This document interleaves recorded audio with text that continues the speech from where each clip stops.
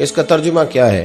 आप फरमाते हैं इसका मतलब ये है कि जितनी कोई बंदा नेकी करे, अगर उसके मुताबिक नेकी कर दी जाए तो वो बदला होती है, और अगर थोड़ी बढ़ा के की जाए तो वो एहसान होती है। फरमाया रब करीम फरमाते हैं इस तरह करो, जरा सोच लो बचपन से लेकर आखिर तक, जहां तक तुम मौजूद हो, तुम्हारे माँ बाप ने तुम्हारे साथ क्या किया है। अगर उससे बढ़ा के करोगे तो इसका मतलब है तुमने एहसान किया है। माँ बाप जो होते हैं ना, ठंडी छांव, मीठी जिंदगी। माँ अनपढ़ भी हो ना तो कम से कम यूनिवर्सिटी होती है, और बाप अगर बिल्कुल अंगूठा छाप भी हो ना, तो किसी कॉलेज में, मदरसे में, इदारे में ना पढ़ा हो, तो बेटे के हक में जिन चीजों की जरूरत होती है वो सारी अल्लाह बाप को अता करके भेजता है। माँ बाप को ना कुछ इल्म लदुनी अल्लाह देता है कि बच्चों के लिए कैसे आगे बढ़ना है। माँ बाप एक हुस्न है मुआशरे का। रब तबारक व तआला की देखे ना, अल्लाह अकबर, दुनिया में किसी की मोहब्बत जांचनी हो ना तो मोहब्बत की तमसील दी जाती है। वतिलकल अमसालु नदरिबुहा लिन्नास, अल्लाह लोगों के समझने के लिए मिसालें बयान फरमाता है। अल्लाह तबारक व तआला ने जब अपना आप समझाना चाहा ना, तवज्जो है मेरी बात पर, जब मालिक ने अपना आप समझाना चाहा तो मेरे रब ने माँ बाप की मिसाल बयान फरमाई। रब्बिरहमहुमा कमा रब्बयानी सगीरा, या अल्लाह उन दोनों पे रहम फरमा। और ये लफ्ज रब यहां दो माने में आया है, उलमा बैठे। रब का माना होता है तदरीजन पालना का, या अल्लाह उन दोनों पे रहम फरमा जिन्होंने मुझे रब बन के पाला। यानी मतलब क्या, यहां रबूबियत का माना पालने के माने में, तदरीजन पालना। मेरे नबी पाक सल्लल्लाहु अलैहि वसल्लम ने फरमाया अल्लाह तुमसे 70 माओं से ज्यादा मोहब्बत फरमाता है। ये इमाम सयूती ने दुर्रे मंसूर में रवायत लिखी है। अच्छा भाई, अल्लाह ने भी मिसाल माँ की बयान फरमाई। फरमाया घर जाके अपनी अम्मा को देख लो, अम्मा तुमसे कितना प्यार करती है। बस उस प्यार को तोलना शुरू कर तो 70 माओं से भी ज्यादा रब तुमसे मोहब्बत फरमाने वाला है। माँ के सीने में ना, देखे ना, एक बच्ची होती है बीए, वो उसने कर लिया, उसकी अम्मा रोज कहती है बेटे सवेरे उठा कर। सास के पास जाएगी तो वो कहेगी कि इसकी अम्मा ने सवेरे उठना सिखाया ही नहीं, और बेटी कहती है अम्मा जी तो जावांगी वेखी जाएगी। अच्छा, उसकी शादी हो गई, उसकी सास ने आहिस्ता आहिस्ता शिकवे शुरू कर दिए, खामन से कहने लगी तू इसको उठाता ही नहीं सवेरे। वो भी कहता है कमरे में जाके अम्मा शिकवा करती है तू उठती नहीं। और बच्ची लाडली थी, वो नहीं थी उठती टाइम पे। जिंदगी के 22 साल 23 साल वो सवेरे नहीं उठी, वक्त पे नहीं उठी, मिसाल दे रहा हूं। फिर उसी बेटी को अल्लाह ने एक बेटा अता कर दिया। सुबह 100 आवाज उसकी अम्मा देती थी पर उसकी आंख नहीं खुलती थी, लेकिन उसी बेटी का बेटा शहरी के वक्त हल्का सा रोता है। सारी दुनिया सोई है पर अम्मा उसकी फटाफट जागती है, फटाफट जागती है। एक आदमी था तो उसकी बीवी इंतकाल कर गई और उसने तलाक दे दी। 10-11 साल का उसका बेटा था, उसने दूसरी शादी कर ली। एक दिन अपने बेटे से कहने लगा बेटे वो सगी अम्मा ठीक थी या ये वाली ठीक है? तो बेटा कहने लगा अब्बा जी ये ठीक है। वो सगी अम्मी झूठ बड़े बोलती थी, सगी अम्मी झूठ बड़े बोलती थी, झूठी थी, ये सच्ची है। उसने कहा बेवकूफ तेरी माँ झूठी थी। उसने कहा अब्बा बड़ी। कहा किस तरह?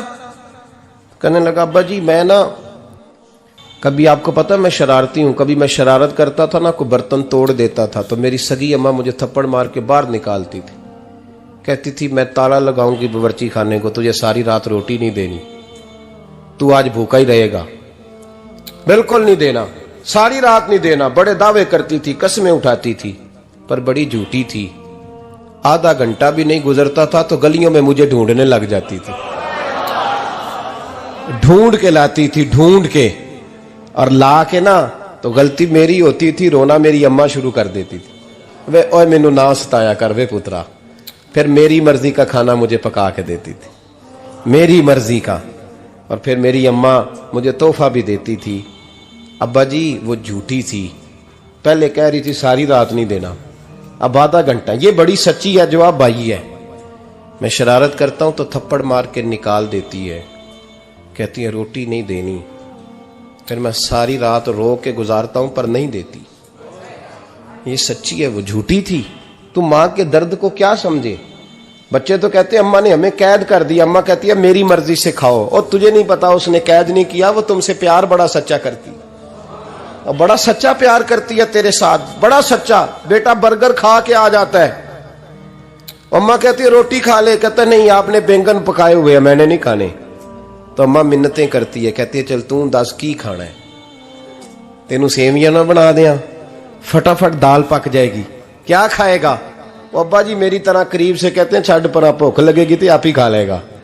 लेकिन अम्मा कहती है इसने रोटी ना खाई तो मुझे नींद नहीं आएगी। तो इस दर्द को समझना, मैं गुलाम हूं एक आस्ताने का, और मैं समझता हूं जो किसी का मुरीद ही नहीं उस पर तो साया ही नहीं, उसे चाहिए किसी बुजुर्ग का साया हासिल करे। लेकिन भाई ये बात भी बड़ी सच्ची है कि मेरे जैसे पीर के हाथ में 5,000 रुपया नजराना दो ना, पीर साहब दुआ करना, तो पीर साहब ने दुआ पक्की याद की हुई है सबके लिए, रट्टी रटाई, अल्लाह खैर करे अल्लाह भला करे, और सबके लिए रट्टा लगाया हुआ है। और अम्मा को बेटा वैसे ही कह जाए, वैसे ही अम्मा मैं इंटरव्यू देने जा रहा हूं, जरा दुआ करना, वो बीबियां मंगा के दुआए तंजीना पढ़ाना शुरू कर देती है, और सारी सारी रात मुसल्ले पे बैठी। इस दर्द को समझना। और भाई बड़ा वेल ड्रेस बेटा होता है, वेल ड्रेस नौजवान,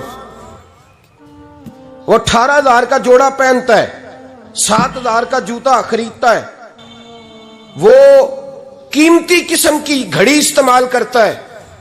लेकिन उसी बच्चे के जब अपने बच्चे होते हैं ना, तो बीबी को कहता है ये ले 10,000 रुपया, बच्चों के कपड़े खरीद ले, मेरे सही है अभी कल ही तो खरीदे थे। और बाप, और तू समझा ही नहीं यार, 30 साल बाप ने जवानी सारी सऊदी अरब को दे दी, लेकिन तेरा ख्याल रखा।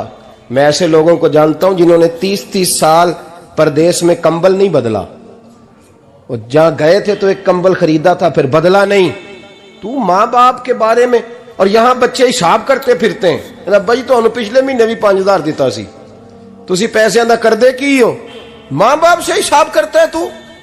तिरमिजी शरीफ के लफ्ज हैं, एक सहाबी ने आके अर्ज की या रसूल अल्लाह पैसे विरासत के नहीं, मेरे अब्बा जी ने नहीं दिए मुझे, और मैंने खुद मेहनत करके कमाए, अब मेरा अब्बा मुझसे पैसे मांगता है तो क्या करूं, और मेरे हैं, मैंने कमाए हैं, अब्बा जी ने नहीं दिए, विरासत नहीं, हिस्सा नहीं मिला। हुजूर मेरा अब्बा मांगता है तो मेरे लिए हुक्म क्या है। तो नबी पाक ने फरमाया क्या कहा तुमने, पैसे तेरे हैं? कहा हुजूर हाँ। तो फरमाया अब्बा किसका है? कहा या रसूलल्लाह मेरा। तो फरमाया अगर तू अपने वालिद का है तो तेरी हर शय तेरे वालिद की है, तू भी तेरे वालिद का है तो तेरा माल भी तेरे। मां और बाप ये तो हुस्न है जिंदगी का, ये तो वकार है इंसान का। जब तक मां बाप का हाथ पकड़ के चलोगे ना, रास्ते सीधे रहेंगे, और जिस दिन उंगली छोड़ के सड़क पे निकलना पड़ा ना, सर चकराने लगेगा। याद रखना ये बड़ा मुश्किल काम होता है। लोगों का तो रुख ही उस दिन वादे होता है जिस दिन आदमी साये से महरूम होता है। अम्मा तो कमरे में पड़ी हो ना, औरंगजेब आलमगीर की मां फौत हो गई, 350 कमरा था महल का, और अम्मा 12 साल टांगों से माजूर रही औरंगजेब आलमगीर की। अम्मा 12 साल कमरे से निकल नहीं सकी, साथ ही वॉशरूम था या जो भी उस दौर में तरीका था। औरंगजेब जब महल में आते थे तो फिर भी सीधे अम्मा के पास जाते थे, और जब वापस निकलते थे फिर भी अम्मा के साथ। औरंगजेब की मां का जनाजा उठा तो औरंगजेब ने रोना शुरू किया। फिर सालों बीत गए पर उसके आंसू खुश्क नहीं होते थे। एक शख्स ने कहा तेरी कोई अनोखी मर गई है, सारी दुनिया की मरती हैं। उसने कहा मैं बादशाह हूं, 24 घंटे लोगों का आना जाना है, बड़े दबदबे हैं, बड़े डेरेदारियां हैं, बड़ी भैंसें, बड़ी गायें, बड़े खाने वाले, बड़े लांगरी। मेरी मां बूढ़ी थी, एक कोने में पड़ी रहती थी, पर जब से वो गई है ये मुझे महल नहीं लगता, मुझे कब्रिस्तान लगता है। मुझे लगता है ये कब्रिस्तान है।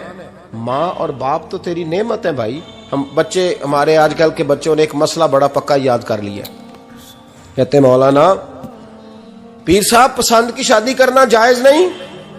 मैं कहता हूं साहब और भी बड़ी चीजें जायज है, एक ही शय जायज रह गई है।